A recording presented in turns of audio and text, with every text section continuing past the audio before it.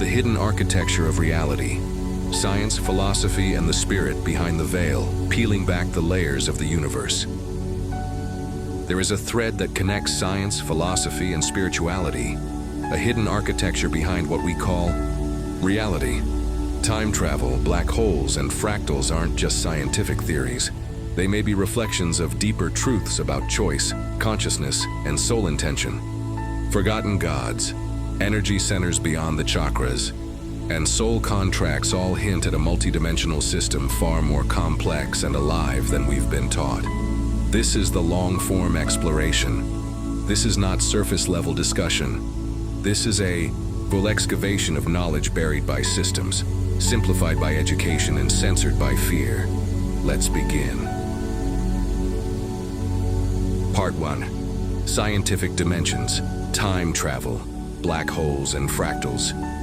Time travel, field not line. We experience time as a line.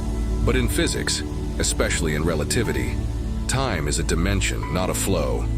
Time may be more accurately described as a field, much like gravity or electromagnetism. You move through time, but time also moves through you.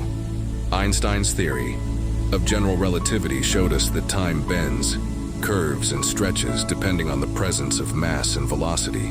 The faster you move, the slower time appears to pass. This is called time dilation. GPS satellites have to adjust for it every day. But what if you didn't just move slower or faster in time? What if you could move across time? Quantum mechanics opens the door here. Entanglement suggests information can be transferred instantaneously. That means there's non-local behavior, stuff outside of normal space and time. This cracks open the possibility that time might be manipulated by something outside of the traditional flow. The implications? Time travel isn't about building a machine. It's about accessing the field from a higher plane. Wormholes, Einstein-Rosen, bridges offer a potential method. They're theoretical tunnels between 2 points in space-time. But keeping them open requires negative energy, something not naturally present. Or is it? Certain types of vacuum fluctuations or dark energy might be candidates. Even consciousness itself may serve as a form of exotic energy.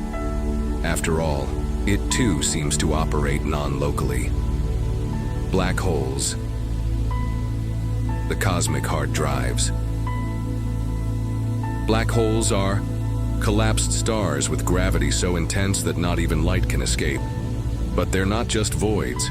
They're storage systems for information. This theory gained traction with Hawking radiation, the slow leakage of energy from black holes. Stephen Hawking's big revelation: black holes aren't eternal. They decay, releasing energy over trillions of years. But energy carries information, so where does that go? Quantum theory tells us information can't be destroyed. So what if black holes aren't tombs?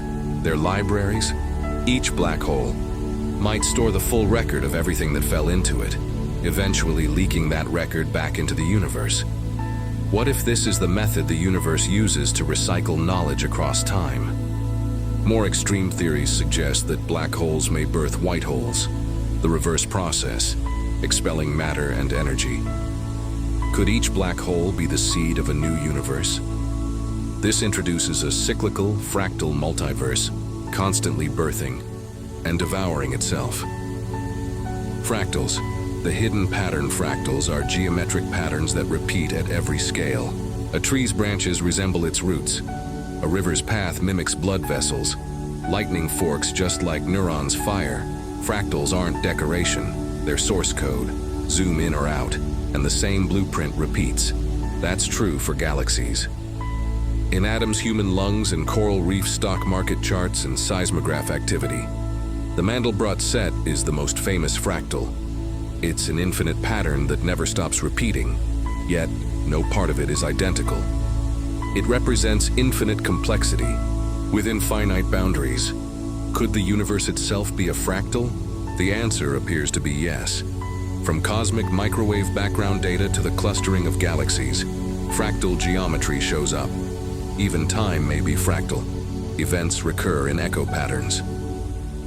Part 2. philosophy, consciousness, and choice. What is consciousness? Mainstream science treats consciousness as a product of the brain, but that raises the hard problem. How does non-conscious matter produce awareness?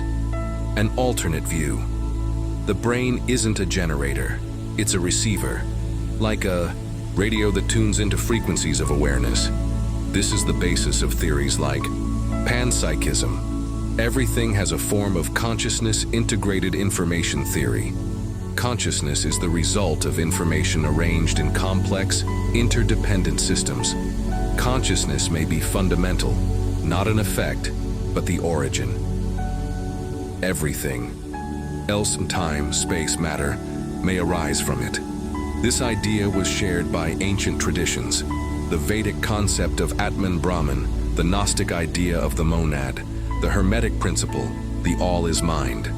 Consciousness, then, is the interface between infinite potential and personal experience.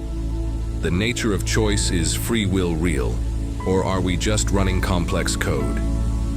In deterministic models, all choices are outcomes of previous causes. But in quantum mechanics, possibility is baked into reality.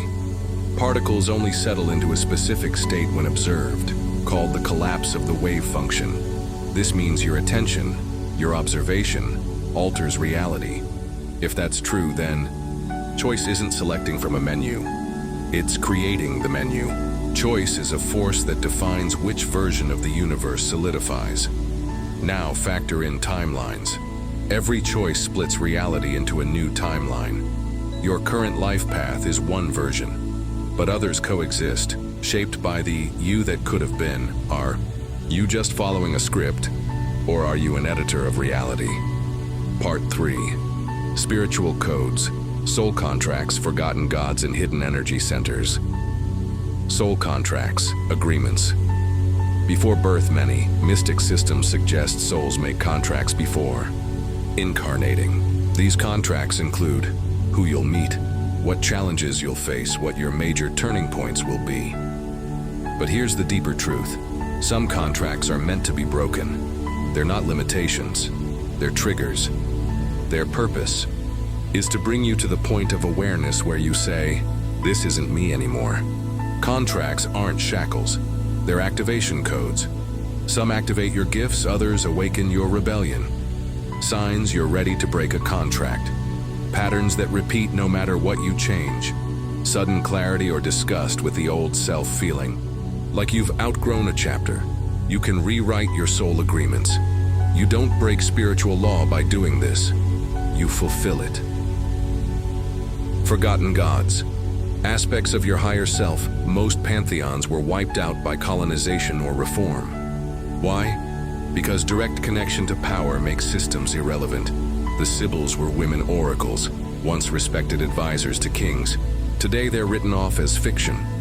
The Anunnaki may not have been literal aliens, but metaphors for interdimensional intelligences, entities that seeded civilizations with language, structure, and memory. Indigenous pantheons, Polynesian, African Mayan, speak of gods who came from the stars, spoke through dreams, empowered individuals. Not hierarchies. These gods aren't external beings to worship. They're archetypes, latent powers within you. You don't need to revive the gods, you need to remember that you are one. Hidden energy centers, beyond the 7 chakras.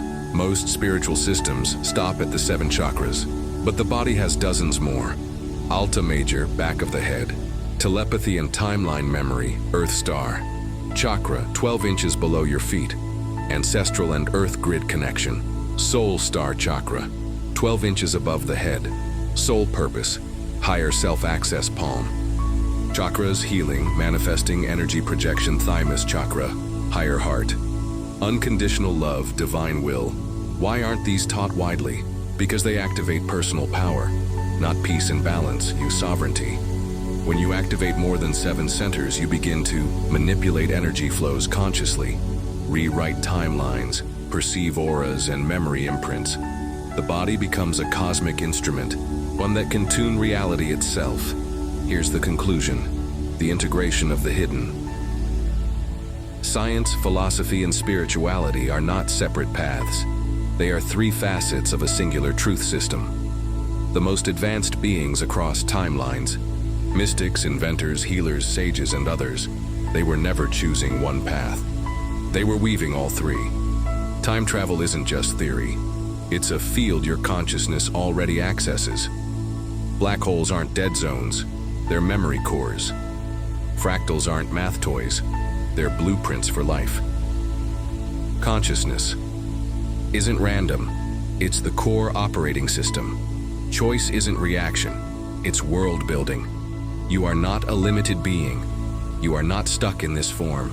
You are not late. You are the node where cosmic recursion meets divine authorship. Welcome to the Hidden Architecture.